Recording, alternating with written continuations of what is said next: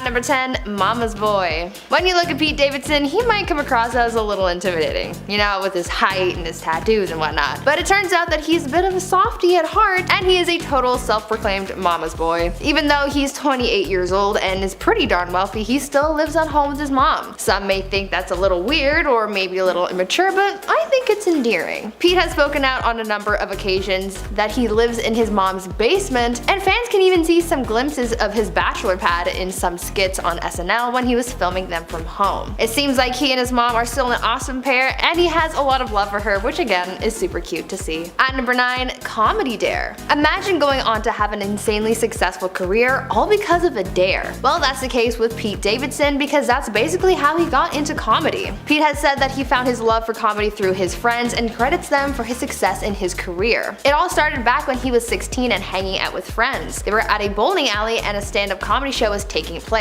Pete said that his friends dared him to get up on stage and perform, which he did, and while performing his impromptu stand-up routine, he discovered that he actually really liked it. This created a passion for comedy, and he decided to pursue this passion as his career later in life. Sometimes our friends can really influence our lives in positive ways, so this is so awesome that this is how we got to have the famous Pete Davidson. Now, before we continue talking about Kim K's new boo thing, why not take a moment to leave a like on this video if you're enjoying it so far, and while you're at it, maybe consider subscribing to the channel to see more videos like this one. At number 8, mental health. Mental health is really important. I literally cannot stress enough how vital it is to make sure that your mental well-being is good and to seek help from someone when you're not feeling 100%. Pete Davidson is someone who has been quite outspoken about mental health in the past, from his struggles with it to his journey on working on bettering himself. Pete has spoken out about his diagnosis with borderline personality disorder and how seeing a psychiatrist really helped him learn about his mental health and get help managing it. The comedian has also shared his thoughts on the darker times he's had in relation to his mental health. He said that ever since his father passed away in 9/11, he's struggled with things and has even attempted to end his own life on a couple of occasions. He's since sought out treatment for his mental health and has been open about how he takes medication and goes to therapy to try and manage it as well. Even though he says that he struggles with things every day, he's still staying strong and uses his platform to help others find ways of bettering their mental health as well. At number 7,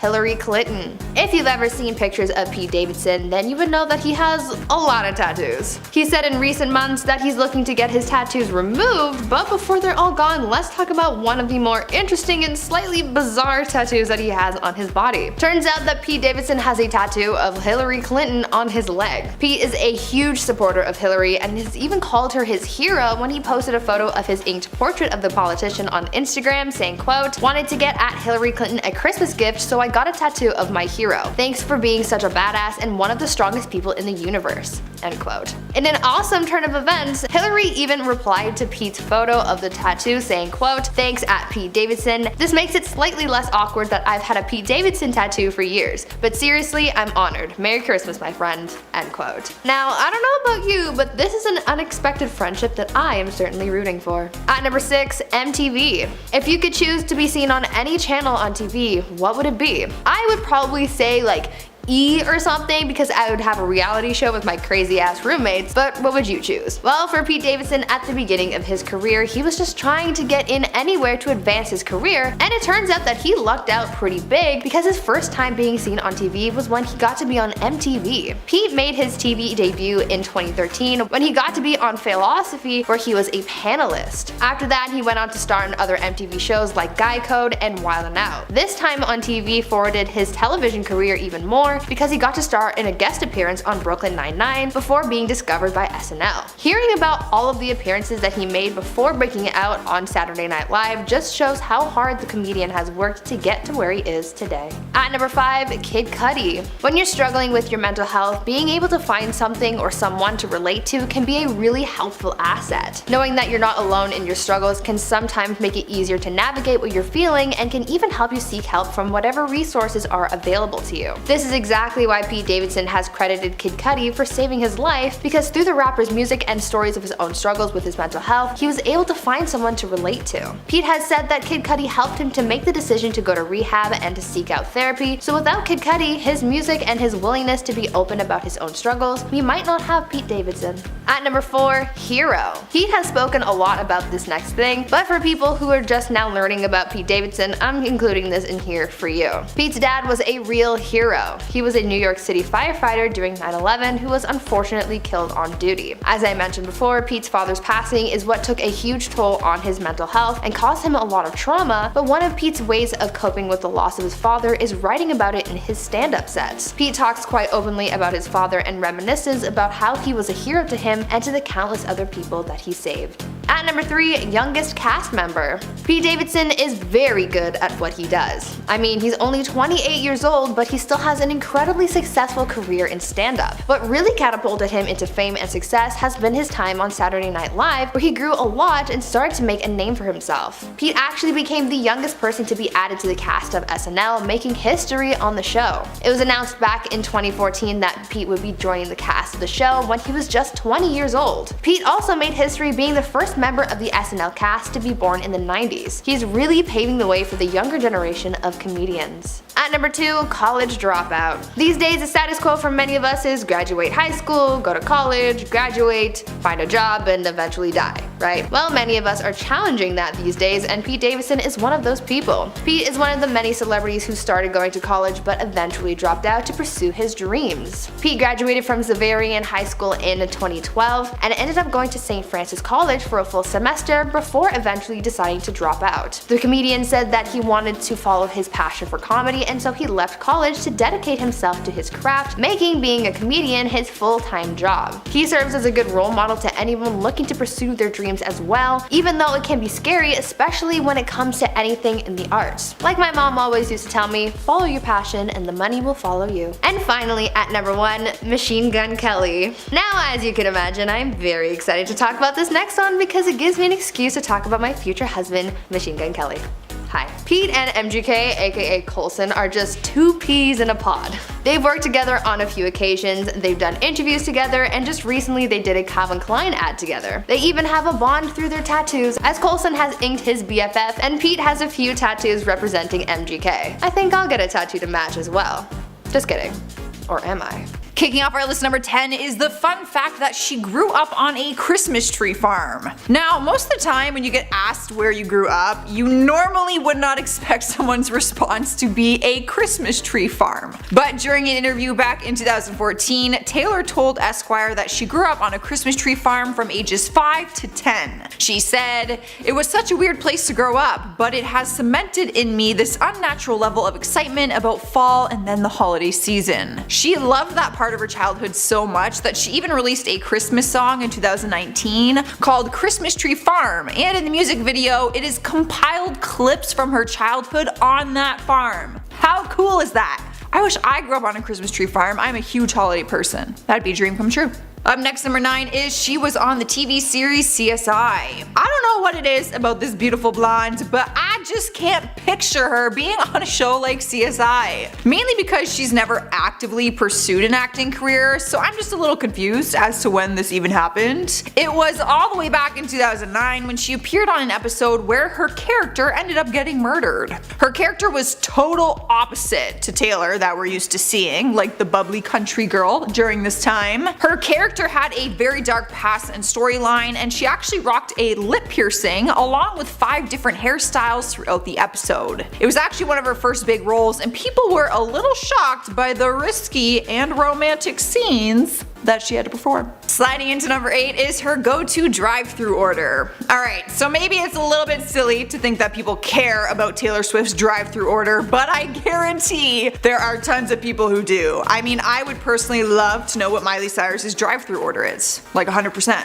During an interview with Vogue, she was asked what her go-to order would be at a drive-thru, and she answered saying a cheeseburger, fries, and a chocolate shake. A pretty simple order, to be honest. I guess her answer would depend based on like what restaurant she's ordering from, but we get the gist of it. Let me know in the comments, just for fun, what your drive-thru order would be. Mine would be kind of like a chicken burger. I'm a chicken type person. Some chicken nuggets with honey, and I would go for a chocolate shake. I can't have dairy, but I would do it anyway. Extra pickles on my sandwich too, obviously. Moving on to number 7 is she wrote a book when she was a teenager. There is no denying she is a gal with many talents, and writing is obviously one of them since she writes lyrics all the time. But apparently she wrote a book when she was young and it was pretty legit. The book was called A Girl Named Girl and her parents said they still have a copy of it. During her interview with GQ, she said she wrote an autobiographical novel when she was 14. She talked about the story plot and said, "It's about a mother who wants a son but instead gets a girl." If that book was honestly released in 2020, no lie, it would probably be the best-selling novel in the world. She went on to say that she's always been into books and if she was not pursuing music, she probably would have went to college and got into a career such as marketing. She said she would want words and ideas to be the forefront of her career. In the number 6 spot is how she spends her time after a concert. Many artists have rituals that they will do before or after performing a massive concert. Taylor has a way that she likes to unwind after performing to a crowd of tens of thousands of people and meeting hundreds of fans during meet and greets. In 2015, she told GQ that after she is done performing, she likes to go home and have a mini marathon of the show Friends. She said it is her favorite show that is currently not on the air, and by the sounds of it, Taylor and I would be very good friends. Get it? Friends?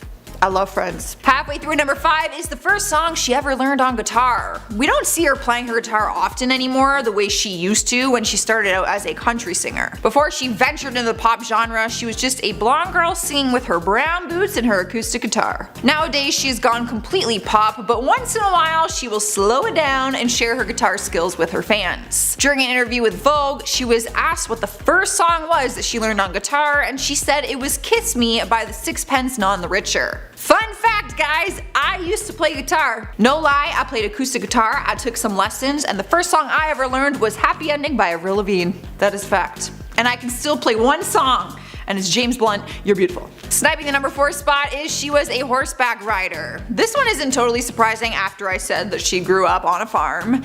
It seems like that lifestyle has just kind of always been a part of her life for a long time. She opened up about her mom having a love for horses during a 2016 interview, where she said that when she was younger, her mom had the dream of her becoming a horseback rider. So she started taking lessons at a young age and was actually riding competitively until she was 12 years old, but eventually she told her mom that she did not share that same passion for horses and that it wasn't something she wanted to pursue. Alright guys, in the 3rd spot is she was maid of honor. I know she was just a human like everyone else, but for some reason it's hard to just picture Taylor rolling up to a wedding as someone in a bridal party. Like, wouldn't everyone want to get her up on stage to sing and perform? Turns out in 2016, Taylor returned to her hometown in Reading, Pennsylvania for the wedding of her childhood friend Brittany Mac. And like everyone else, Taylor did all the things that any maid of honor would do, even a big speech. Vogue reported that during her speech she said, "Real love doesn't mess with your head, real love just is, real love just endures, real love maintains, real love takes it page by page." Kinda sounds like her lyrics, and honestly, if that was me, I would probably just go back in my notes and just use song lyrics from songs that I didn't put out there yet. That's what I would do. Taking over spot number 2 is she has 3 cats. So the real Taylor Swift fans won't be too surprised by this. Taylor is actually obsessed with cats. She is the definition of a crazy cat lady and she openly talks about it. She has gone on the Ellen Show a few times and did segments based around cats like the Kitty Corner, where she dressed up as an old lady and talked about cats with photos of them hanging behind her in a shrine. Her cats' names are Meredith Grey, Olivia Benson, and Benjamin Button. She named her first Scottish Fold cat after the character Meredith Grey from the TV series Grey's Anatomy. Her second cat, Olivia Benson, was named after another TV character from Law & Order. And just in case you couldn't guess, so was the third cat. Benjamin Button was actually named after Brad Pitt's character in the film The Curious Case of Benjamin Button. Interesting. She should have named it after other artists. This is Ariana Grande. This is Ellen DeGeneres. She should name her next cat Ellen. Earning the number 1 spot, she has written songs for other artists. Oftentimes in the music industry, we learn about artists who write songs for other people, and Taylor Swift is one to add to the list. She's been known to write her own music, but she also wrote Better Man for Little Big Town, and even a song for the Hannah Montana movie, You'll Always Find Your Way Back Home, which was especially exciting for me because I'm a huge Hannah Montana fan, and I had no idea. So when I learned that, I was freaking out. In 2016, one of her PR reps also reached out to People and said that Taylor wrote This Is What You Came For Calvin Harris. I mean, this is a pretty impressive list to add to her resume. There's probably a lot more where that came from as well. Starting off the list, number 10 is Lizzo is not her real name. Well, I'll be damned. The 31-year-old is really making a name for herself in the music industry right now when it turns out that Lizzo is her stage name, which some people might have figured out by now. So what is her real name and why did she go with a Lizzo? Her real name is Melissa Vivian Jefferson. She was born in Detroit, Michigan, but later moved to Houston, Texas with her family. Music was a huge part of her childhood. During an interview, she said, "There was a lot of freestyling on the school bus, there was a lot of freestyling in the cafeteria, and there was a lot of freestyling on the radio. I would call into this morning show and try to get through so I could do a freestyle. Like many other kids do, Lizzo and some friends created a rap group called the Cornrow Clique." Creative. She was just 14 years old when they made the group, but they all came up with names and that's how Lizzo started. Originally they were gonna call her Lissa from her real name Melissa, but Jay-Z's song Izzo was popular at the time, so she changed it to Lizzo. From that moment on, she stuck to Lizzo and never looked back. I would still be Jossie Bossy if I went with my 14-year-old nickname, or Joss the Boss. So if I ever need a stage name. Coming up next, number 9 is she was homeless. When we see people who are as successful as her, it's hard to picture their life before they landed themselves in Hollywood spotlight. Before she became the sassy singer we know her as now, she was once a musician who was desperately trying to make it. She's currently worth an estimated $2.3 million and is taking the music charts by storm. But before any of her success, there was a time in her 20s when she was homeless for 2 years. She spoke with The Sun about it and said, "It sucked. It was very lonely. It was very hard, and I think that I had risked it all for music." But somehow she still went on to call herself privileged through all of it. She explained and said that she felt privileged at the time for being able to sleep on the floor of her drummer's house, sleep in her sister's car, and being able to sneak into the 24-hour fitness gym to use the showers. Bless her soul. What a saint. Sliding to the number 8 spot is she was trained in classical music. The hip-hop artist took the world by storm when she whipped out a flute on stage and played it. And not in like some sort of fun comedy sketch way, she actually played the flute, and she's incredibly skilled with it. Turns out the artist is trying to bring the flute along with classical music into the current hip-hop generation. She started learning how to play the flute at a very young age and joined the marching band at school. She later went on to Houston University where she majored with a music scholarship to train in classical flute performance. I didn't even know that they offered programs for flute. When she first showed off her flute skills, people were quick to call it fake, saying that she was just pretending to play. And like anyone else would be, she was frustrated. She trained in classical music and has played the flute for 20 years. Imagine someone trying to take that from you and saying you're faking it. Lizzo clapped back by posting an acrobatic flute riff on her Instagram, and she captioned it, "For the weirdos that think I have the time to fabricate a flute backstory, rent a flute to tour with, and pretend to play." That's right, she uses her own flute, and it even has its own Instagram account. Her name is Sasha, and if you want to follow it for some weird reason, the handle is @SashaBeFluting. In the number 7 spot is she lost her dad. Lizzo has openly talked about her father's death and the fact that she was the last one to find out when it happened. Her father Michael was in his 50s when he suddenly passed away. Lizzo was actually living in a different city than her family when she got the news that he had died, but she explains that she was the last person to find out about it because she missed the call. She just so happened to be showering at the time that the news broke, and when she got out of the shower she had a bunch of missed calls and texts, so she ended up getting a hold of her sister who told her the news. She talks about it so openly because he is the reason she pursued music and took up the iconic flute playing. She says that he always encouraged her to continue playing the flute, no matter how uncool people said it was, and he was super supportive of her music dreams. At his service, she said goodbye by playing a heart-wrenching and beautiful tribute on her flute. At number 6 we have Lizzo was on reality TV. 2019 has been quite the year for her. She's been burning up the charts and slaying on the award show stages. But some of her fans might have seen her in a very unexpected place. She actually performed on the show called Made in Chelsea back in 2014. In her scene, she was performing a song during a cutaway scene while the rest of the cast is dancing to the music. Jamie Lang, Lucy Watson, and Binky Felstead can all be seen in the crowd as Lizzo belts out a rendition of Blondie's Rapture. She looks hella different too. She's rocking some mane of blonde curls on the show. Definitely not somewhere you would expect to see her, and definitely not the hair you would expect to see her wearing.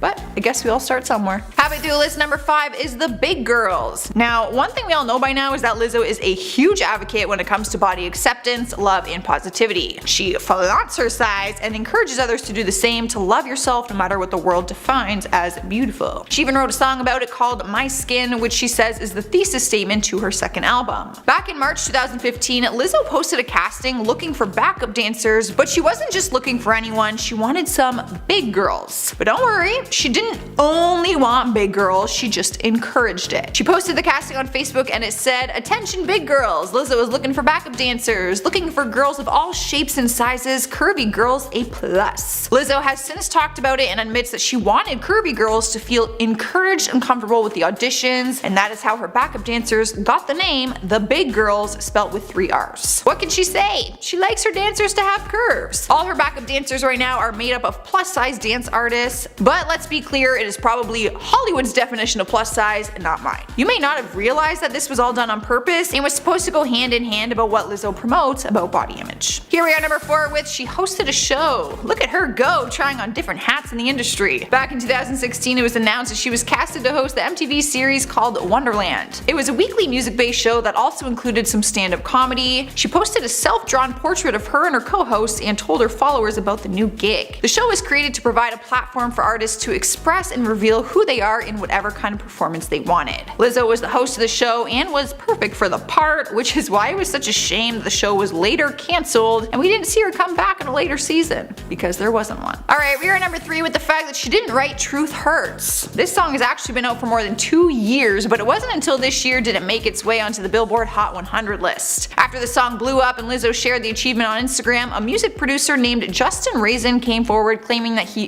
it was actually his. He posted a video to his Instagram saying that she plagiarized a song he wrote during a writing session back in 2017 called Healthy. He compared the songs and showed that they have similar riffs and both start with the legendary line, "I just took a DNA test, turns out I'm 100% that." Now, at first I was like, oh, now you want to come out and say that it's yours because it's a massive success? But apparently he's actually been trying to fight for credits for the past 2 years, and he put this song in dispute when it first came out back in 2017. Lizzo has explained that the line actually came from a tweet meme that she saw online that made her feel like she was 100% that. So she sang the line during the demo and then later used it for her song. So she's giving a songwriting credit to the person who created the initial tweet. And that's it. And spot number 2 is she doesn't identify with gender or sexuality. Just another reason why a lot of people adore her. She promotes body positivity, but she's also a huge advocate for the LGBTQ community. She often encourages people to be whoever they want and to own it. During an interview with Teen Vogue, she explained that she herself does not conform to a certain gender or sexuality. She said, "When it comes to sexuality or gender, I personally don't ascribe to just one thing. I cannot sit here right now and tell you that I'm just one thing. That's why the colors for LGBTQ are a rainbow, because there's a spectrum, and right now we try to keep it black and white. That's just not working for me." She was named one of the top 50 people on the Pride 50 list, which is a list of people who actively ensure that society remains moving towards equality. And being the clever girl that she is, she even came up with a fun nickname for her fans. She calls them the Lesbians. Taking the number 1 spot on the list is she collabed with Prince. The rare occasion and honor happened for Lizzo back in 2014 when she was just a rising star. Somehow her dreams came true and she did a collaboration with the icon Prince on the song called Boy Trouble. It was written for his 2014 album that has a title that I cannot really say, but I will try anyways. Plectrum Electrum. I think that's right. The song also featured Lizzo's former bandmates Sophia Iris and Claire DeLune. When talking about the experience, she said it was like a fairy tale to her, as it probably would be for most of us. She also said that it was the moment that she felt some kind of validation as an artist, and that was when she was just getting started. So that's pretty impressive. Beginning the list at number 10 is she was a member of the Bloods gang. Rumors started after Cardi dropped her single called Bodak Yellow, where she rapped the phrase, "These is bloody shoes." People started to claim that she had connections with the gang, or she did in the past. But the rapper herself later confirmed it during an interview with GQ. She was part of the gang, in some ways still is, and yes, she regrets ever getting involved. She told her story saying, I quote, "When I was 16 years old, I used to hang out with a lot of agonizing cliff diver bloods. I used to pop off with my homies and they'd say, yo, you really get it poppin', you should come home, you should turn blood. And I did. Yes, I did." She describes it and says it is similar to a fraternity or a sorority. It wasn't about the violence or money for her, but she wants young girls to know that they should not join one. Cardi remained silent about it for so long because she didn't want to lose endorsement deals or have it affect the chances at her getting a big signed contract deal. Now that she has that, She said, "I wouldn't want a young person, a young girl, to think it is okay to join it." Despite it not rooting Cardi's career, once you have that connection to a gang, it never goes away, and it can be incredibly dangerous. Up next, number 9 is she doesn't have a driver's license. She's no problem rapping about expensive cars, and she even owns Lamborghinis and Bentleys of her own, but usually people who drive these sorts of cars have their driver's license because they want to drive them. She's not one of these people. She's openly talked about the fact that she owns 5 wildly expensive cars that she can't even drive. And she proved it to the world during an episode of Carpool Karaoke where she got behind the wheel of James Corden's Range Rover in a parking lot, of course. They had set up cones and flags to try and teach her how to drive through a mini driving course, but she failed miserably. They even had her try to parallel park for the first time, and she ended up backing up over a camera. But James asked her what we are all wondering: why own so many cars if you can't even drive them? She responded by saying, "To take pictures with." Apparently, she couldn't rap about having expensive cars before owning them. She said that she was being an imposter. The reason for not getting her license is also very simple. She said that she's scared. Driving makes her scared. Sliding into number 8 is her body swells when she goes on a plane. Now, it's a pretty common thing for people's feet to swell on airplanes. Basically, all the liquids in your body sink to your feet during the altitude change. But the reason for Cardi's swelling is a bit more serious because it comes to her plastic surgery. In May of this year, Cardi had to cancel some of her shows to properly recover from her plastic surgery. She had some post-pregnancy work done on her breasts and her stomach. But after flying one day, she posted a close-up video that showed her ankles and feet severely swollen. In the video, she said that it was a scary side effect from her recent liposuction and breast augmentation. In the video, she said, "My doctor was like, yo, you cannot be doing all these shows because you're not fully healed. I gotta get better. The way that my body be swelling up when I catch planes and it's scary that I be freaking out." Dr. Shermack explained that even though the surgery was done to her stomach and her breasts, the swelling is all gravitational and it is very common, so Cardi will be just fine. In the number 7 spot is she has a younger sister. For some reason, I just assumed that Cardi didn't have any siblings. I'm not really sure why. I don't think she talks about her that much. I don't know. I was just left in the dark when it came to her having siblings. She has a younger sister named Hennessy. And no, that is not a made up name like Cardi's. Her real name is Hennessy Carolina. Like her older sister, she too is becoming a star, but for a different talent. Hennessy is now a social media star after she started uploading a series of videos about her career as a stripper. Some of them went viral on Instagram and TikTok. The 22-year-old sounds just like Cardi. They share a lot of those crazy sounds and facial expressions and that very interesting slang. When asked how she got her name, she says it came from her dad, who went straight to the delivery room after a party where he had been drinking his favorite, Hennessy. He suggested it as their daughter's new name, and apparently Cardi's mom also really liked it, so they went with it. And at number 6 is, how did Cardi B get her name? We've all wondered this at some point in time. There is no way this girl's real name is Cardi B. Her real birth name is Belcalis Marlenis Almanzar, which was chosen by her parents when she was born in the Bronx. She didn't switch her name until she started to pursue her career as a rapper. Because her sister's name is Hennessy, she says that everyone they grew up with used to call her Bacardi. Hennessy, Bacardi, get it? So when she was growing up in New York, she was known as Bacardi, which she actually liked. That's why she had no hesitation when it came to picking a rapper name. She told Wendy Williams, "Then I shortened it to Cardi B. The B stands for whatever, depending on the day." I personally thought the B stood for Bacardi, but apparently it has meant a number of different things. One of them I won't say because it will just get bleeped out, but I'm sure you can figure it out. Halfway through at number 5 is her first album she bought was Missy Elliott. I've always wondered what famous artists listen to. Like, do they listen to their own songs? Do they have celebrity crushes on other celebrities? And if they're a rapper, does that mean they only listen to rap music? Or do they country, pop? Like, these are actual valid questions that I have. But Cardi was once a regular girl like all of us, and we all have our own taste in music. Growing up, we would buy our favorite CDs, or we would download songs onto an MP3 player. Well, in my generation, anyways. Turns out Cardi's first album was Missy Elliott, and she has been fangirling over her ever since. She has no problem admitting that she looked up to her, and she is what inspired her own music career, which is why she freaked the F out when she finally got to meet her. She met her at the Warner Music Group pre-Grammy party and snapped a picture with her. After After posing for the picture, Cardi filmed a video of her screaming, "I'm at Missy Elliott, I'm a hype." Missy just smiles in the video and Cardi looks like the happiest person on earth. Like a kid seeing Disneyland for the first time. Moving on to number 4 with she went to college but dropped out. People often make comments to the rapper saying that she isn't educated, but she did actually attend school for some time. She attended Renaissance High School for Musical Theater and Technology, which was a small specialty school on the Herbert H. Lehman campus. Cardi actually loved going to school and she was bummed when she had to drop out. She has opened up about her past and explained that she once had a dream of being a history teacher but had to leave school because she couldn't afford it any longer. She just couldn't support herself. But she hasn't given up on getting an education. She recently revealed that she still aims on going back to school. She said, "Maybe when I'm older I'll have time to go to college. Why not? It's never too late to make your dreams come true. Sometimes it's just a matter of juggling things to create the right atmosphere and the perfect conditions." Cardi also admitted that leaving college gave her the time and opportunity to get caught up in music, so maybe it all happened for a reason. But before we move on to another number, you guys need to see this clip of 16-year-old Cardi B performing a Lady Gaga song at her school talent show.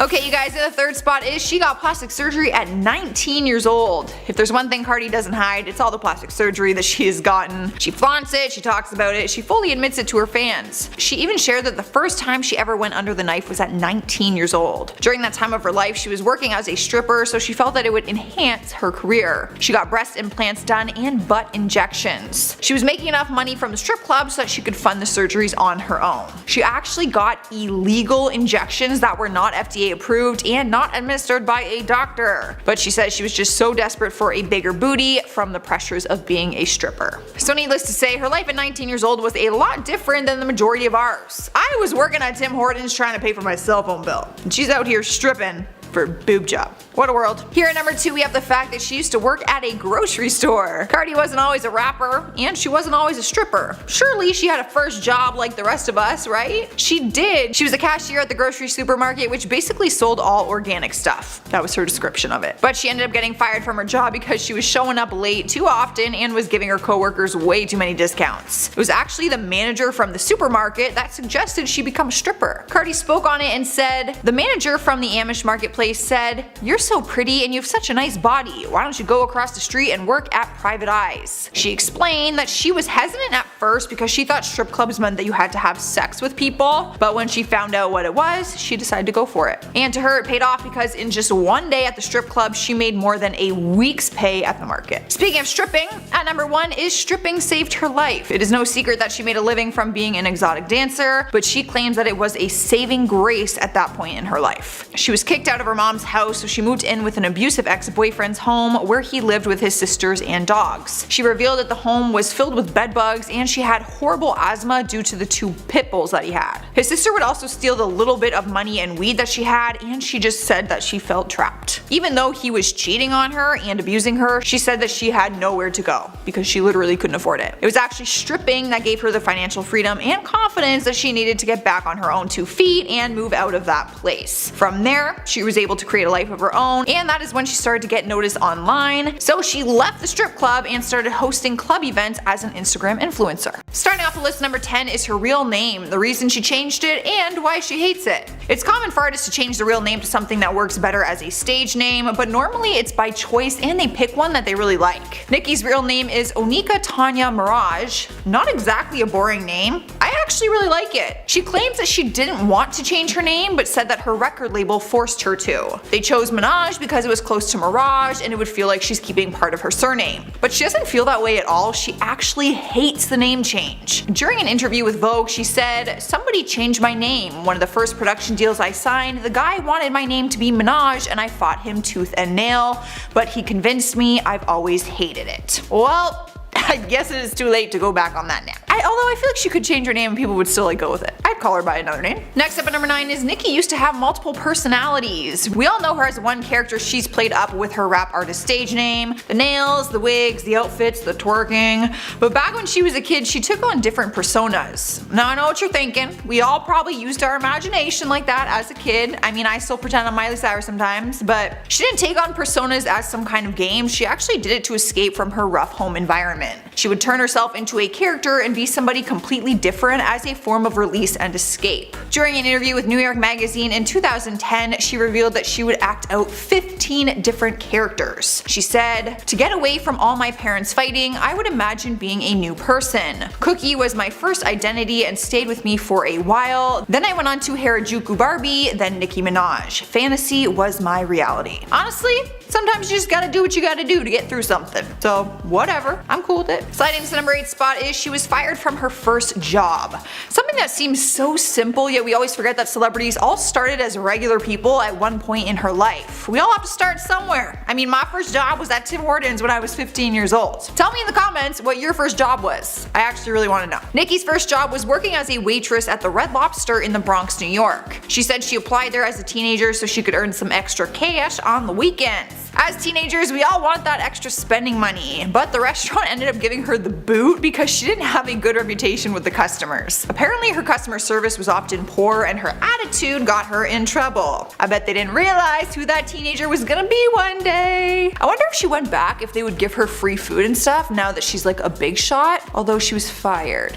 So I'm not really sure. Cruising into the number 7 spot is she was discovered through MySpace. Everyone has a success story, and I personally had no idea how Nicki ever got noticed. She just kind of showed up. She was once an artist who was determined to make it, so she started by doing backup singing roles for local New York City rappers. From her experience doing that, she started to write her own material, and like most of us during that time, she was sharing her life and her music on her MySpace page, which was eventually discovered by Dirty Money CEO Fendi. He loved what he heard and signed her to his label. That connection led Nicki to Lil Wayne, who collaborated with her on a series of mixtapes. First one was Playtime Is Over, which came out in April 2007. They released a few mixtapes over the next couple of years before she signed to Lil Wayne's Young Money label in August 2009. She was actually the first ever female artist on his label, and basically the rest is history. Long story short, she became a big star after that. So never underestimate the power of sharing your talents on social media. You never know who's watching. I'm gonna start putting my bird calls on there.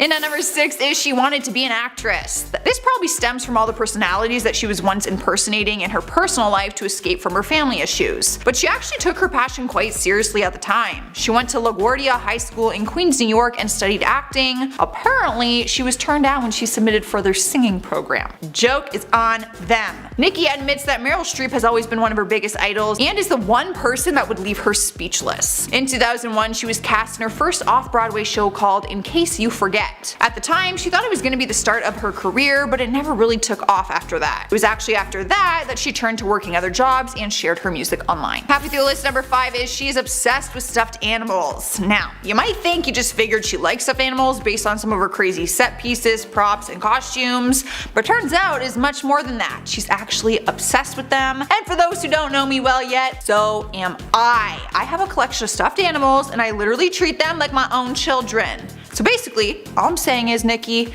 I can relate. The 36-year-old has a few monkey stuffed animals that she carries around and also treats them like her kids. During an interview, she confessed that she carries 7 stuffed animals around with her whenever she travels long distances. She openly admitted that she will even have a conversation with them when she's alone. I do that too. I sound like a psychopath right now. One time, she lost her favorite pink stuffed monkey named Oscar at the airport, and she offered a $50,000 reward if anyone found him. Tell me she's not obsessed. This is a real sickness, y'all, and I have it. I would literally cry physical tears if anything happened to my stuffed animals. I would probably cry over my stuffed animals more than my actual dog. And like, I'm not even kidding. That's so messed up. Here we are, number 4, with where she was born. Most people think she was born in New York because that is where she spent most of her life growing up. But turns out she was actually born on December 8th, 1982 in St. James, Trinidad and Tobago, and moved to New York with her family when she was just 5 years old. household. People are also surprised when they hear that the artist has an Indian connection. Both of her parents come from mixed origins. Her dad, Robert Mirage, is from Indo-Trinidadian origins, and her mother, Carol Mirage, is from Afro-Trinidadian descent, which makes Minaj a 1/4 Indian,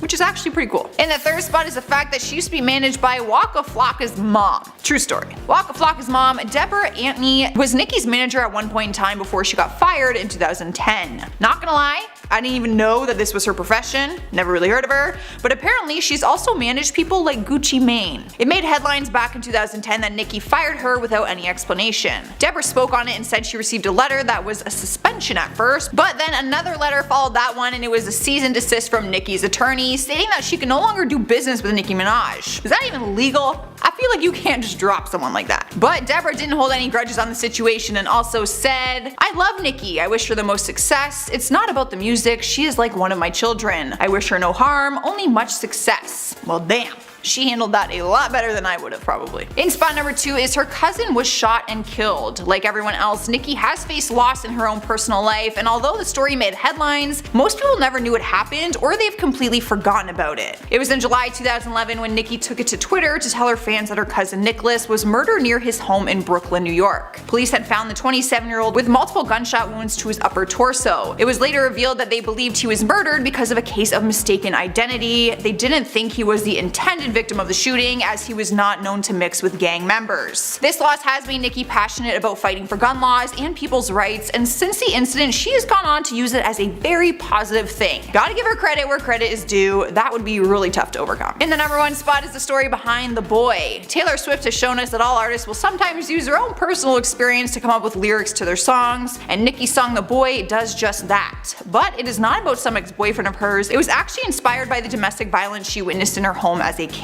Her dad would physically abuse her mother, and at one point he actually tried to burn down their house. Like, legit. After the incident, Nicki went to live with her grandmother as a way to protect her. Nicki openly talks about her past and says it is the reason why she wants women to feel empowered. She is a huge advocate for women's rights, and although her grandmother was the one who brought her up, she does remain very close with her mom still. You can actually watch her documentary called Queen to see her open up about the abusive home she grew up in. I've actually watched some parts of it, and it's honestly crazy to see her in such a different light than what we see her in the media.